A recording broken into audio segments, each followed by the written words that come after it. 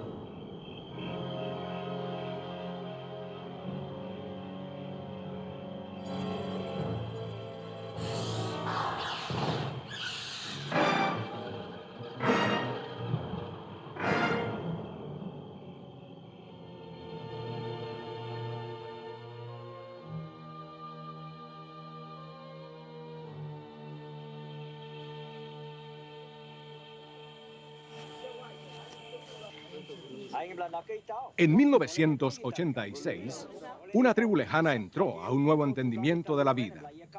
Ese entendimiento fue adquirido mediante la Biblia. Su historia fue documentada en el video titulado Etao, pero la historia no ha terminado. Este es el siguiente capítulo.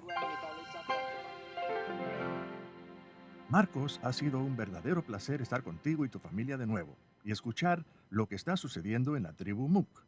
Tu trabajo con ellos empezó en 1983 y la situación en que tú los hallaste entonces nos muestra que su manera de pensar era muy diferente a lo que con frecuencia pensamos de la gente tribal.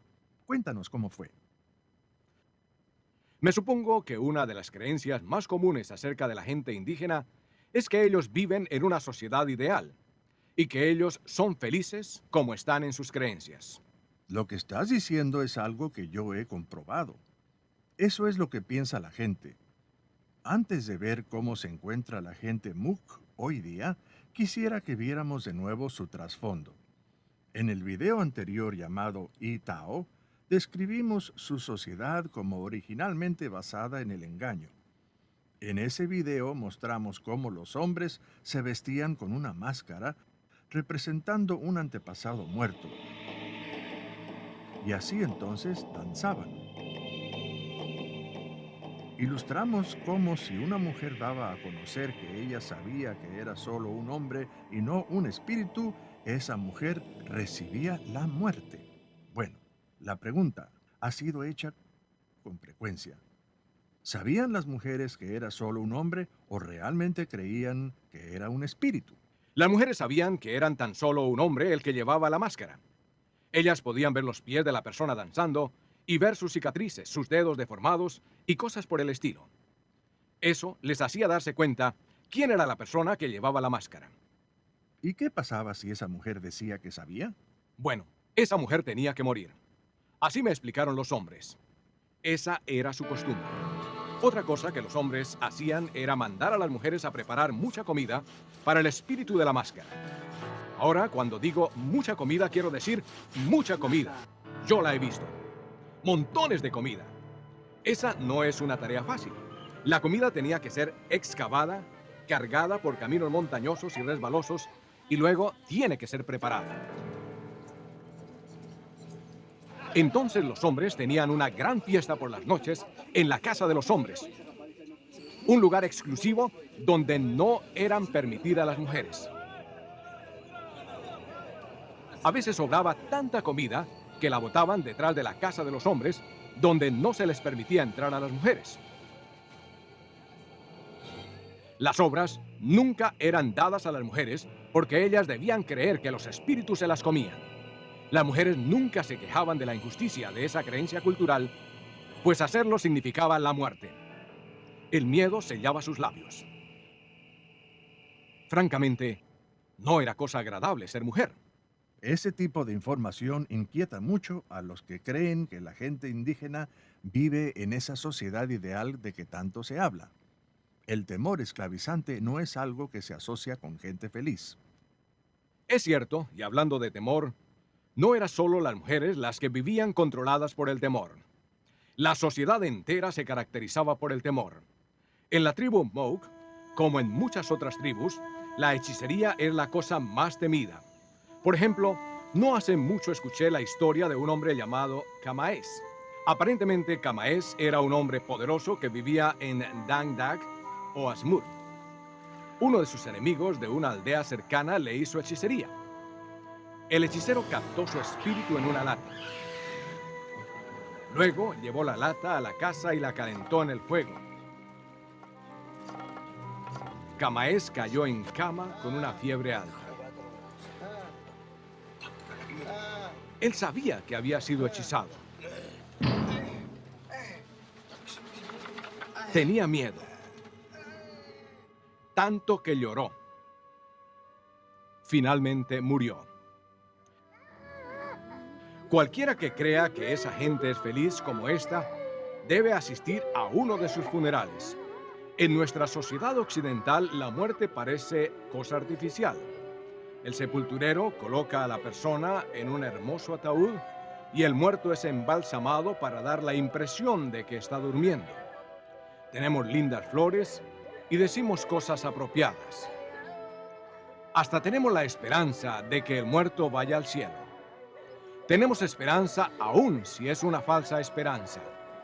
En nuestra cultura occidental, en el subconsciente de la gente existe la idea de que si la persona vivió una vida buena, todo saldrá bien al morir. Pero en una sociedad tribal, no hay sepultureros, no se embalsama el cadáver, no hay lindas flores, no hay discursos apropiados y no hay esperanza. Bueno, el día por fin llegó cuando pudiste enseñarles sobre la esperanza que se encuentra en la palabra de Dios, la Biblia.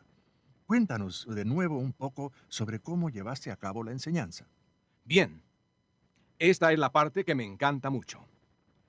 Tomando la Biblia y comenzando en Génesis, les enseñamos cronológicamente, escogiendo pasajes claves sobre Dios, quién es Él, sus atributos, temas como el pecado, qué es pecado, quiénes son pecadores y el juicio de Dios por el pecado. Cada tema y lección se basa en el conocimiento previo, de manera que es como una revelación progresiva de la palabra de Dios. Al enseñar el Antiguo Testamento por primera vez, los hombres empezaron a acercarse a mí, preguntándose cómo tratar con el engaño. Ellos estaban aprendiendo que toda forma de engaño es pecado. Estaban entrenando en conciencia del peso del pecado sobre sus hombros. Le hemos mentido a las mujeres, las hemos engañado, le hemos hecho trampa. ¿Qué vamos a hacer? Marcos, ¿qué vamos a hacer? Dios nos va a juzgar por mentir. Por otro lado, si confesamos a las mujeres, quedaremos avergonzados.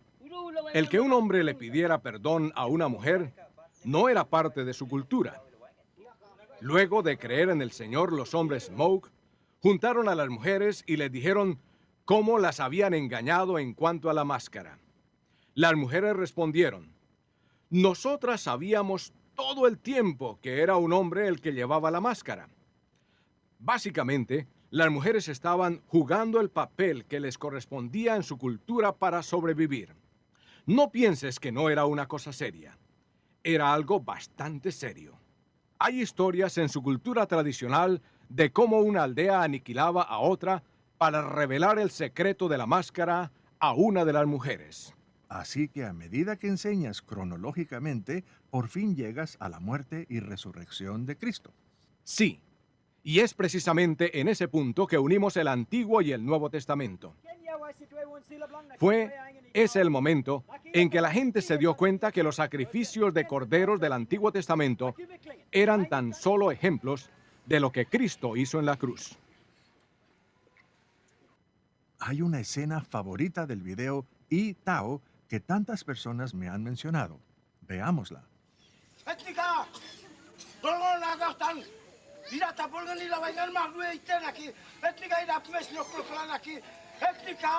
Un líder declara que él también cree que Cristo pagó por sus pecados.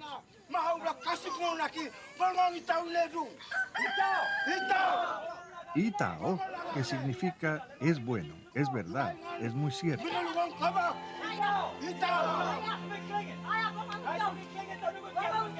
La abuelita se regocija al ver que él cree. Ella también cree. Distintas personas dan testimonio de que creen en Cristo como quien llevó sus pecados. Marcos les dice que si en verdad han creído, la palabra de Dios dice que sus pecados son perdonados. Y Tao, es bueno, es verdad. Un regocijo espontáneo se desborda. Esto duró por 2 horas y media. Todos los contratiempos, todas las horas que pasamos de tedioso estudio de cultura e idioma parecían insignificantes. Esas primeras horas después que compartimos el Evangelio hicieron que valiera la pena. Marcos, en un día como ese, la última cosa en mi mente hubiera sido, ¿cuál es el próximo paso? Pero tú me contaste que ese día sucedió algo muy significativo en el crecimiento de esos nuevos creyentes. Ellos se regocijaron por un largo rato. Yo estaba escuchando los testimonios y viendo toda esa alegría. Y de repente me acordé de lo que un pastor me compartió. Él dijo, Marcos, lo primero que yo hago con un nuevo creyente es animarle a compartir esas buenas nuevas del Evangelio con otros. Él quería que lo hicieran antes de descubrir que muchos cristianos no comparten su fe. Y este pensamiento se me vino a la mente estando allí en medio de estos nuevos creyentes. Así que en medio de ese regocijo le pregunté a algunos de los hombres, ¿cuándo van a ir a compartir estas buenas nuevas con otras aldeas? Todos hicieron silencio. Así que les pregunté otra vez, pero nadie respondió. Nadie. Esa no es costumbre de los Hmong. Ellos siempre responden a las preguntas.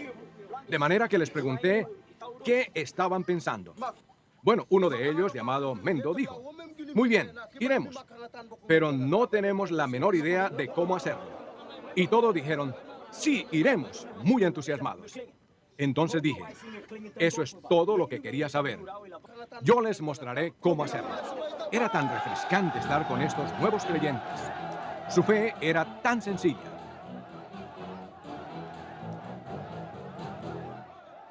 Por ejemplo, poco después estuve enseñándoles el libro de los Hechos y estaba en el capítulo 4. Estaba leyendo sobre los apóstoles Pedro y Juan y dando un reporte de la iglesia donde dice, y ellos, habiéndolo oído, alzaron unánimes la voz a Dios y dijeron, Soberano Señor, tú eres el Dios que hiciste el cielo y la tierra, el mar y todo lo que en ellos hay. Así que allí estaba yo leyendo sobre este Dios, quien es el creador de todas las cosas, los cielos, la tierra, y llego al versículo 31. Cuando hubieron orado, el lugar en que estaban congregados tembló. Pues justo cuando terminé de leer, un fuerte temblor nos sacudió. Yo corrí a un área abierta gritándoles que salieran por temor de que algo les cayera encima, pero ellos simplemente se quedaron allí sentados. Yaplas, me acuerdo de él porque tenía una sonrisa grande en su rostro. Estaba mirando a su alrededor bien tranquilo. Ellos no se asustaron para nada. Su actitud era, Ese es nuestro Dios. Y Él nos está mostrando cómo sacudió la iglesia de aquel entonces y nos está mostrando su poder en este momento.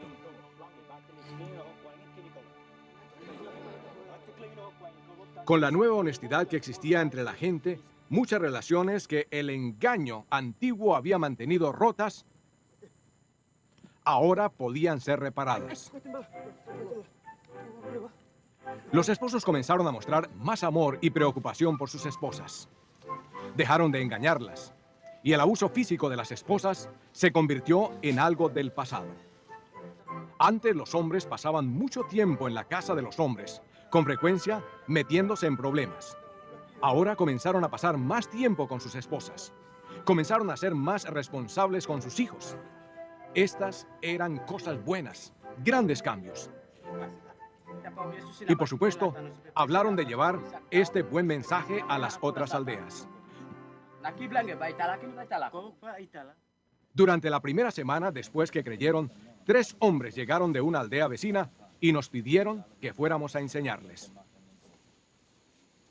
Estos hombres tienen luz en sus ojos, pero nuestros ojos solamente tienen oscuridad. Cuando miramos los ojos de nuestros compañeros, solo vemos oscuridad. Pero cuando miramos los ojos de los que han sido enseñados, vemos luz. Queremos esa luz. Bueno, estos hombres empezaron a venir cada semana rogándonos que fuésemos a enseñarles. Así que pensé que esta era una oportunidad para que los hombres de mi aldea aprendieran a enseñar. Bien, desde el principio tu estrategia se basaba en enseñarles a enseñar mediante el ejemplo. Y tengo aquí un pequeño diagrama. Quisiera que lo utilices para explicarnos cómo le hiciste. Los pasos fueron básicamente los siguientes. A la segunda aldea que fuimos, yo solo enseñé y ellos me ayudaron. La cosa sobresaliente fue esto.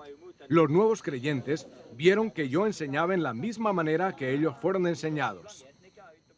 De la A a la B, de la B a la C, paso a paso. Toda la enseñanza fue la misma historia.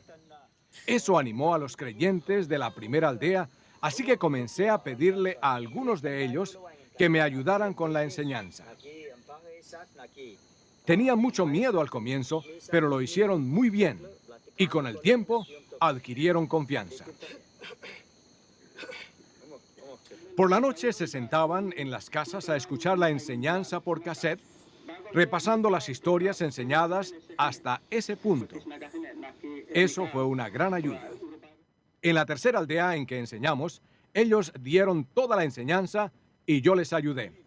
Yo les dije a la gente que yo no les iba a enseñar, sino que los creyentes de la primera aldea les enseñarían. Bueno, a la gente de la tercera aldea no les pareció muy bien esa idea. Ellos no querían a un maestro Moke. No estaban seguros que ellos les contarían bien la historia. Yo les expliqué que los maestros Moke les enseñarían exactamente el mismo mensaje. Todavía quería que yo les enseñara, pero les dije que no me era posible, pues yo soy un solo hombre y no podía estar en varios lugares a la vez. Tendría que ser un maestro Moke o nadie. No había ninguna otra persona que pudiera hacerlo. Bueno, rápidamente cambiaron de idea y fue así. Los Moke de la primera aldea dieron toda la enseñanza y yo simplemente les ayudé. En la cuarta aldea los Moke dieron toda la enseñanza, ellos solos, y yo solo observé. Esto se ha extendido ya a 12 aldeas. Sí, y a partir de la cuarta aldea en adelante, los Moke dieron toda la enseñanza.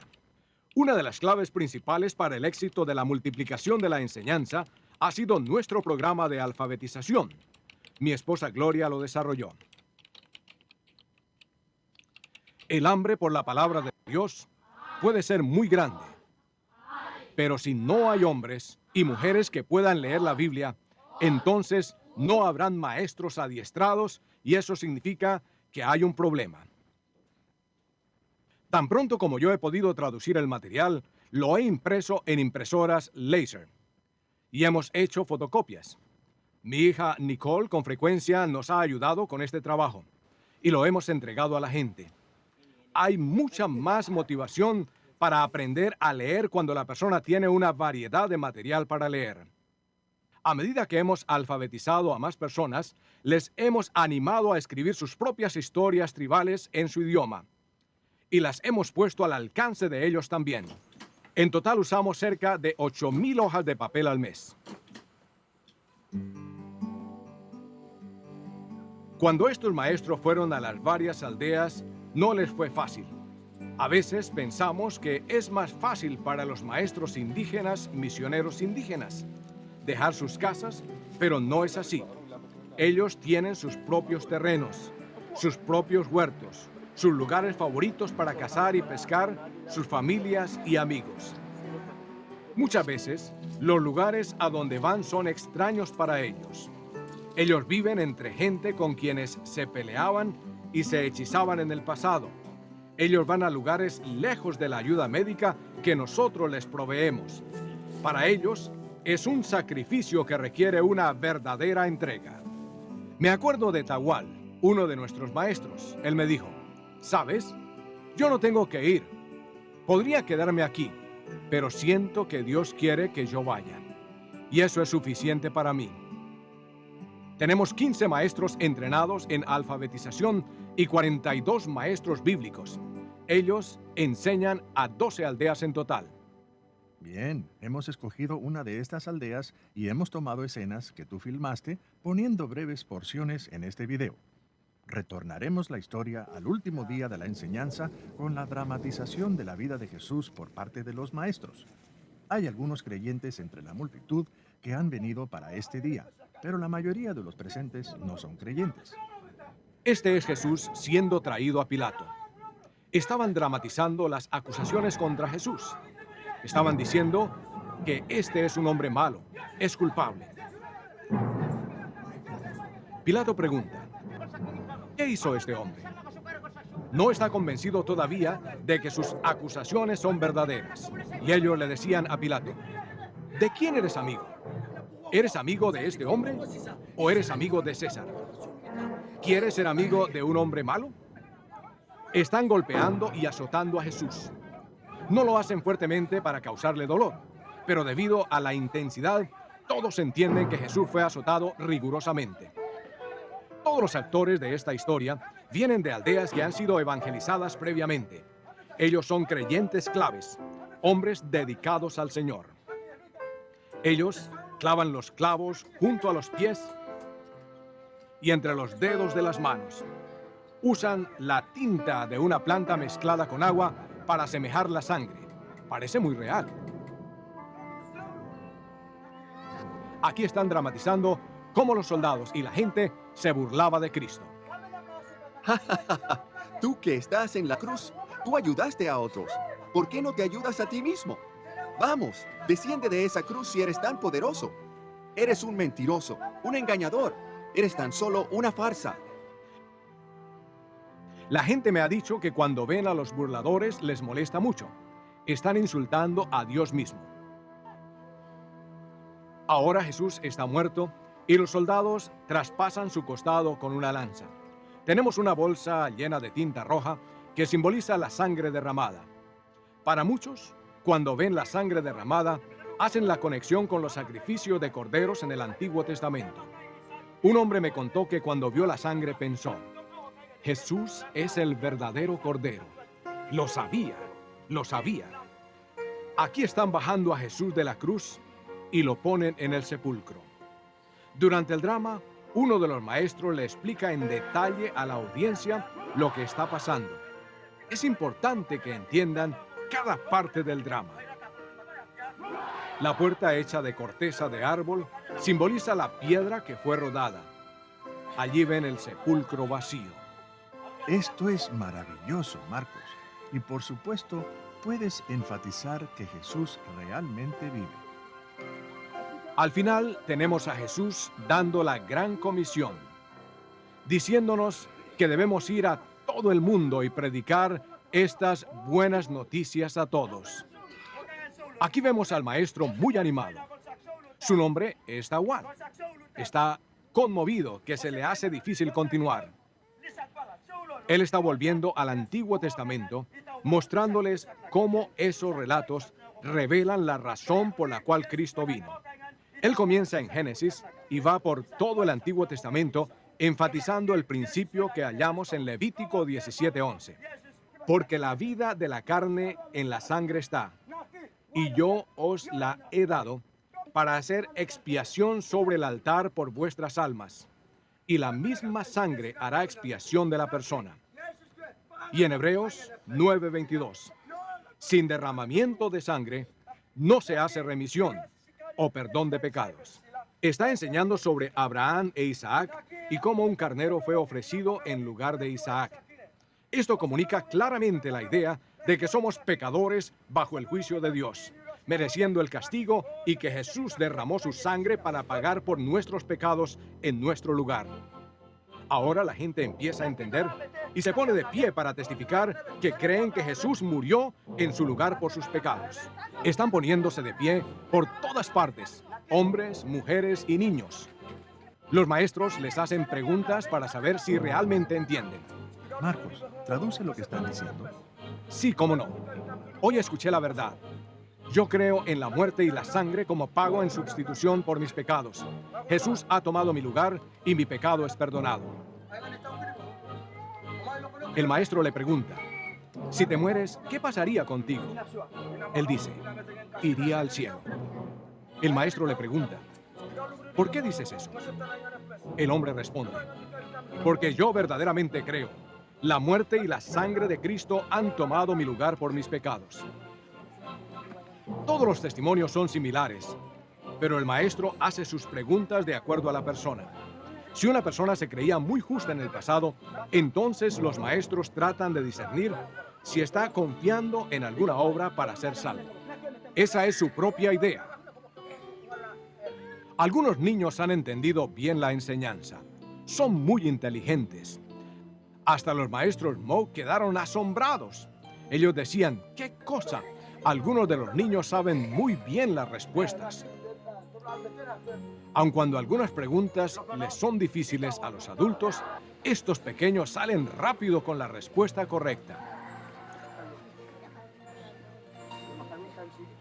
De repente salen corriendo y comienzan a llorar. No es algo que nace de su cultura. Sencillamente es el tremendo alivio emocional resultando de la realidad del perdón de sus pecados. La condenación del pecado, la culpa, el peso y la oscuridad se han ido. A mí y a mi familia nos involucran también. Es un poco difícil mantener la cámara inmóvil. Este regocijo duró un buen rato. Entonces le sobrecoge el hecho de que toda su familia que ha muerto en el pasado se ha ido a una eternidad sin Cristo. Comenzaron a llorar. El dolor que sienten es genuino. Esta reacción no ha surgido en cada lugar que hemos enseñado, pero ocurrió aquí. Lloraron por un rato y entonces de nuevo empezaron a cantar y a regocijarse. Bueno, la canción que estaban cantando va más o menos así. Hoy el Dios verdadero ha sido bondadoso y misericordioso para con nosotros. Hoy la buena gracia de Dios ha llegado a nosotros, los Moog, y yo creo en Él hoy. Él, Jesús mismo, es nuestro verdadero Señor y amo. No hay duda que Dios ha hecho cosas maravillosas aquí en la tribu Mook. Y Él no ha terminado. De hecho, lo que ha pasado es solo el comienzo. Hombres y mujeres se ofrecen voluntariamente aún para llevar la palabra de Dios a otras aldeas. Ellos no solo han evangelizado a su propia tribu, sino que ahora están alcanzando a otras tribus completamente distintas. Tal como los apóstoles de antes, ellos son enviados, comisionados por los que se quedan y les apoyan. Entonces empacan todas sus posiciones terrenales y se van. Ellos encaran obstáculos tremendos. Tienen que hacer sacrificios grandes, pero aún así ellos van. Y todavía hay muchas otras tribus que no tienen misioneros. Los hombres que ven aquí hablando con Marcos son una delegación que ha venido buscando un misionero que venga a vivir con ellos. Ellos vienen de una tribu totalmente diferente. Yo creo que Dios quiere que ellos escuchen estas buenas nuevas también. El apóstol Pablo escribió estas palabras hace 2000 años y son muy aplicables hoy día.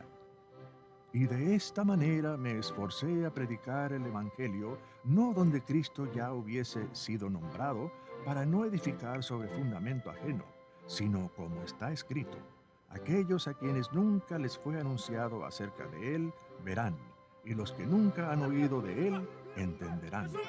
Poco antes de mudarnos a la tribu Moog en 1984, un grupo Moog viajó por la selva.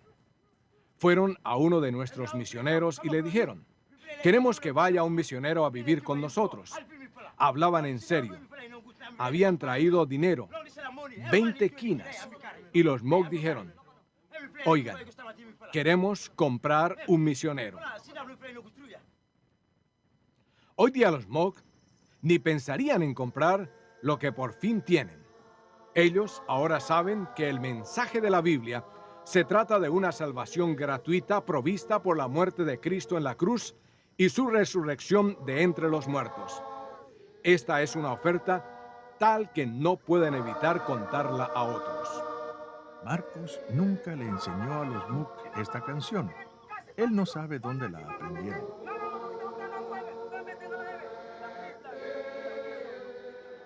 Nuestro equipo de filmación se dio cuenta que solo tenían que cantar una canción una sola vez y los Moog la aprendían.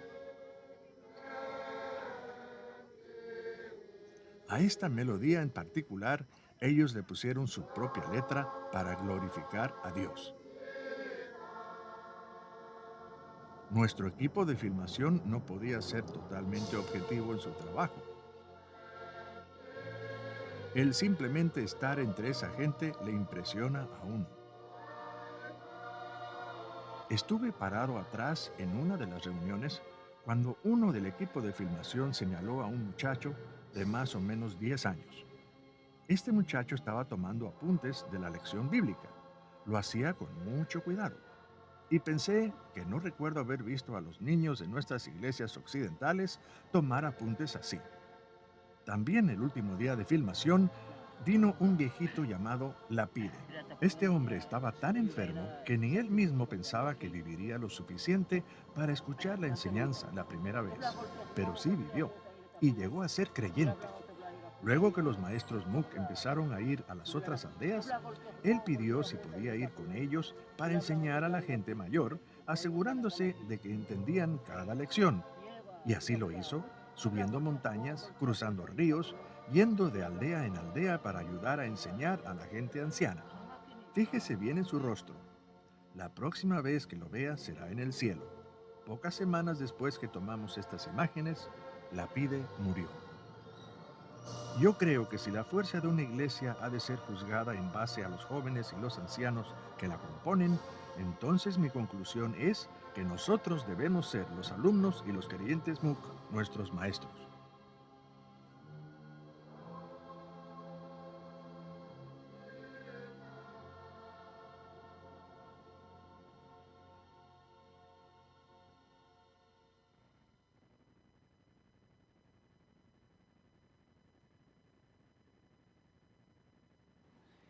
Ok, hermanos, pensando en este video, lo que hemos visto es que muchas personas piensan en lo que el misionero hizo, los hermanos en el campo no pueden hacer, y todo depende del misionero.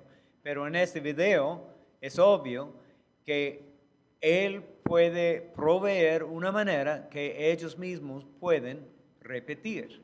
Y muchas veces solamente les falta el desafío o la instrucción que deben hacerlo. Porque cuando ellos estaban celebrando, él les preguntó, ok, ¿quiénes de ustedes van a llevar esa información a otras tribus? Silencio. Y él estaba pensando en el principio que no querían ir, pero no fue así, es que no sabían cómo.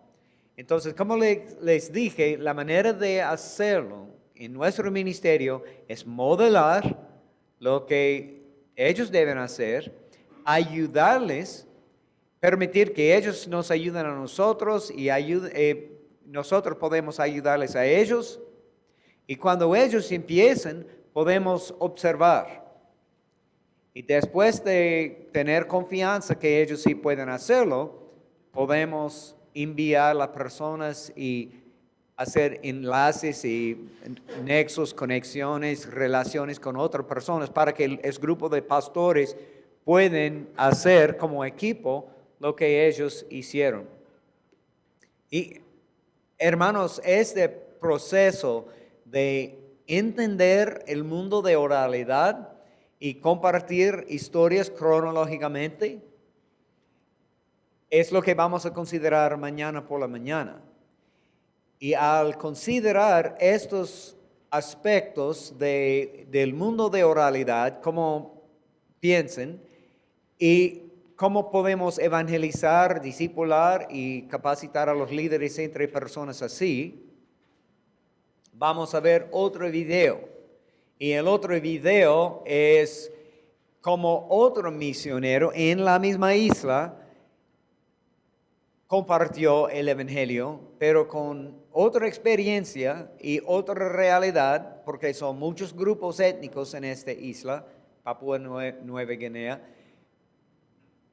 Vamos a ver este video para aprender algo de él, y después vamos a pasar a lo que pasa en las comunidades cuando no lo hagamos, cuando no estamos contextualizando bien, o cuando un misionero ya formó o otra iglesia ya formó la iglesia donde somos, pero necesitamos mejorar lo que hay, porque lo que tenemos no es bíblico. ¿Cómo podemos descontextualizar para recontextualizar? ¿Y qué es la contextualización? Y todo eso. Estos son los temas de mañana, pero quiero que continuemos considerando la experiencia de Mark Zuck para que mañana podamos empezar con esta idea, porque vamos a considerar otro misionero en la misma isla. La pregunta ahorita, por favor, si no, mañana, como sea. Me di cuenta en el sentido de las culturas. En el primer video, la ropa y las cuestiones de la tribu, del grupo ahí, de la aldea, son muy diferentes al segundo. Hay gente que trae reloj, hay gente que trae ropa occidental. Mi pregunta es, ¿hasta qué punto o en qué momento, no sé ni cómo plantearla, la influencia de la cultura del misionero puede ser un elemento de ayuda o un elemento de estorbo? Y es necesario que entendamos la cultura. Por ejemplo, dos ejemplos. Número uno, en este caso, en esta isla, algo interesante es que durante la Segunda Guerra Mundial había muchos soldados de varios países pasando tiempo en esta isla. Y los indígenas habían visto soldados hablando por radios.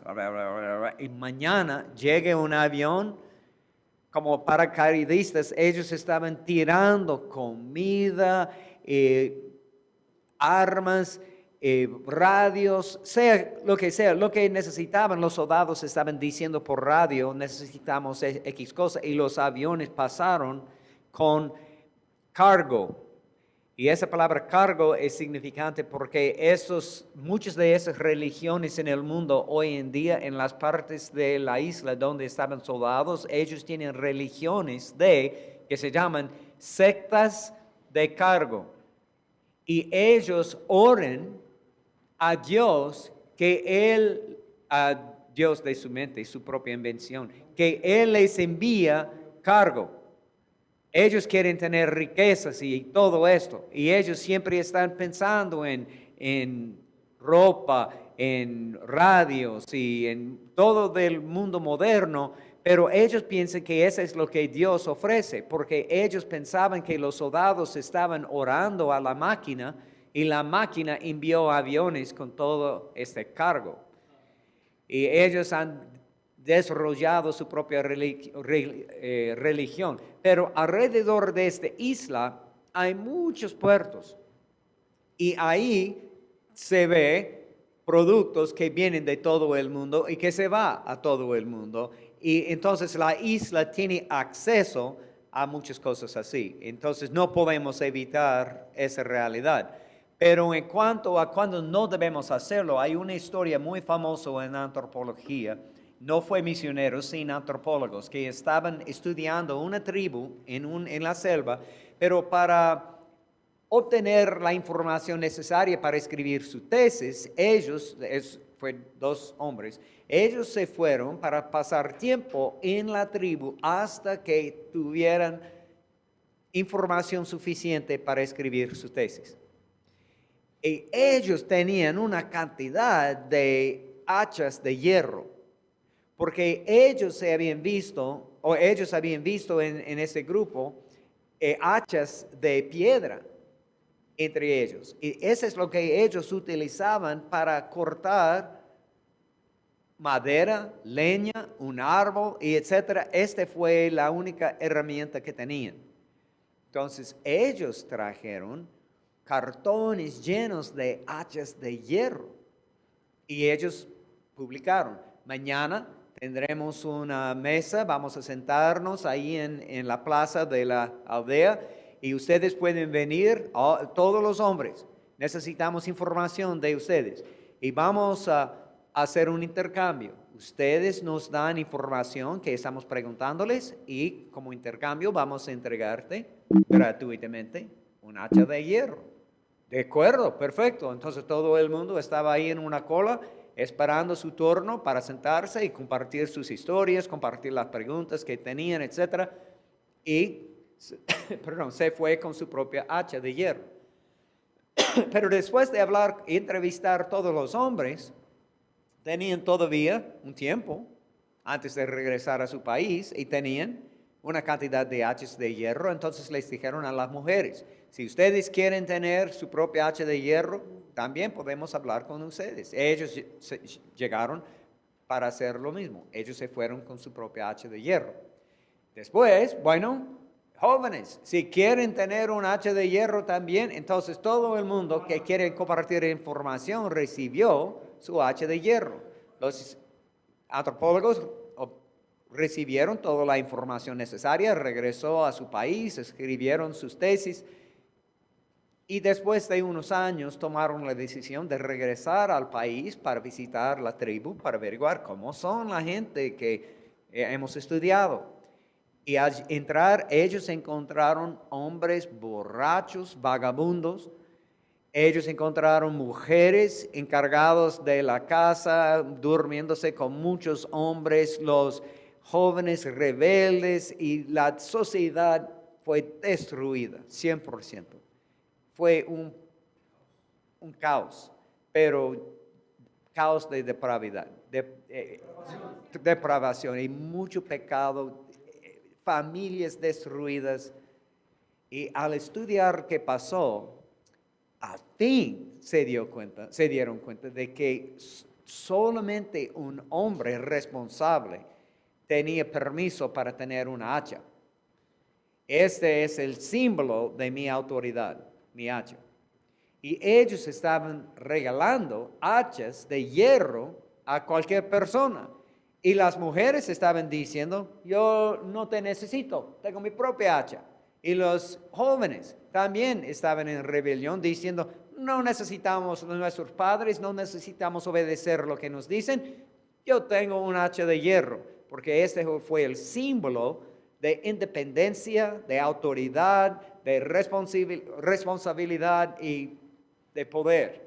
Y ellos, sin saber, sin pensar en lo que hicieron, habían destruido una comunidad entera. Entonces necesitamos pensar. Y ese misionero que yo he mencionado, que estaba atado al árbol por los narcos en Venezuela, en la frontera con Colombia, cuando él entró a una tribu que se llama los motilones. Cuando él entró, él tenía algunas medicinas de varios tipos, pero se dio cuenta de que en esa comunidad ellos tenían una enfermedad muy contagiosa de los ojos. En inglés se llama pink eye, conjuntivitis, más o menos es lo que es. Pero muy contagiosa, puede pasar por una comunidad rápidamente, es muy doloroso, es horrible. Y lo que usted necesita es un ungüento de antibióticos para poner en el ojo varias veces al día por unos días, para curarse. Pero ellos no tenían nada así, porque vivieron en la selva. Entonces, pero sí tenían un chamán, un curandero, y él tenía su propia manera que no funcionó.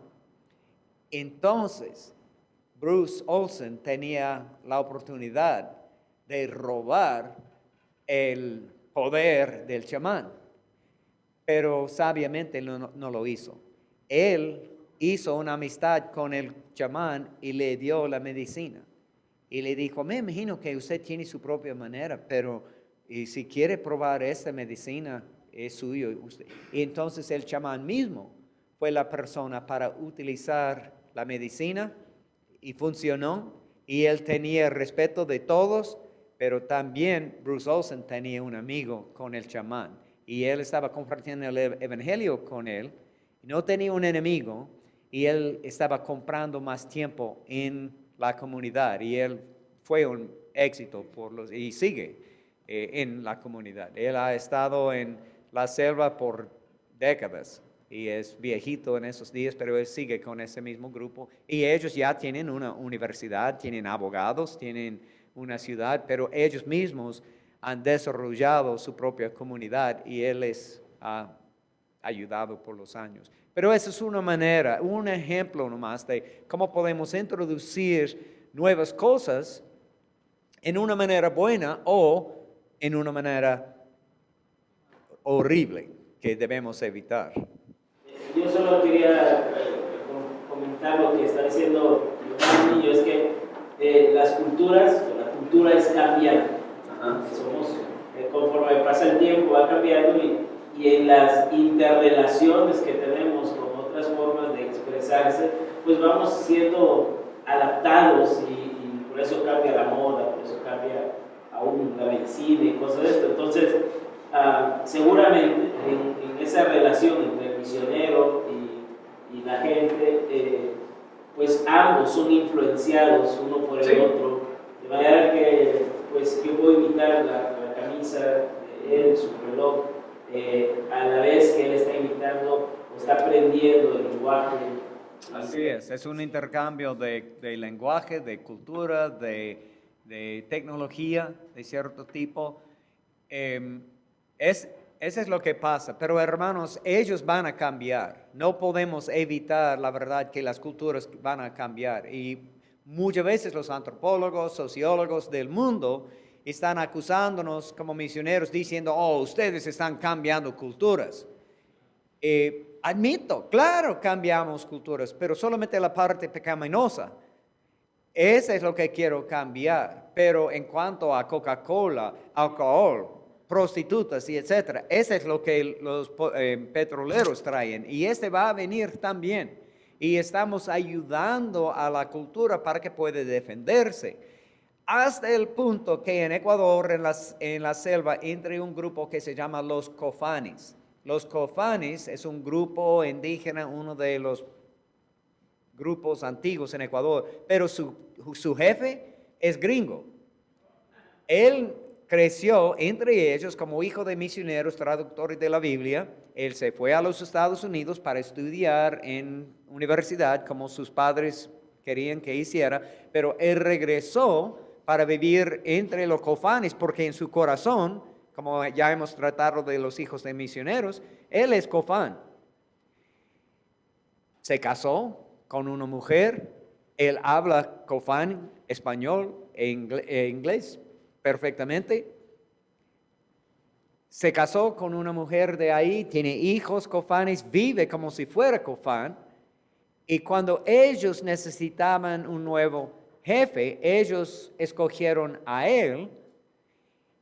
Se llama Randy Borman. Él es el jefe gringo en la selva ecuatoriana. ¿Por qué? Porque él puede representar el grupo en el corte con los petroleros, cuando ellos están robando tierra, con el gobierno, cuando ellos quieren invadir también, y ellos saben que él es el mejor representante y él es casi 100% Kofani, con la excepción de su ADN. Él tiene todo lo demás y ellos lo tienen como... Y hay varios documentarios en el internet que se puede ver de él, el jefe gringo en Ecuador, pero se llama Randy Borman, él fue hijo de misioneros y él es un buen ejemplo también de lo que va a cambiar. Los misioneros deben ayudarles en la preparación para que cuando venga el mundo moderno, ellos estarán preparados. Ok, hermanos, vamos a terminar ahora. Mañana a las 8 vamos a empezar de nuevo pensando en el mundo de la oralidad.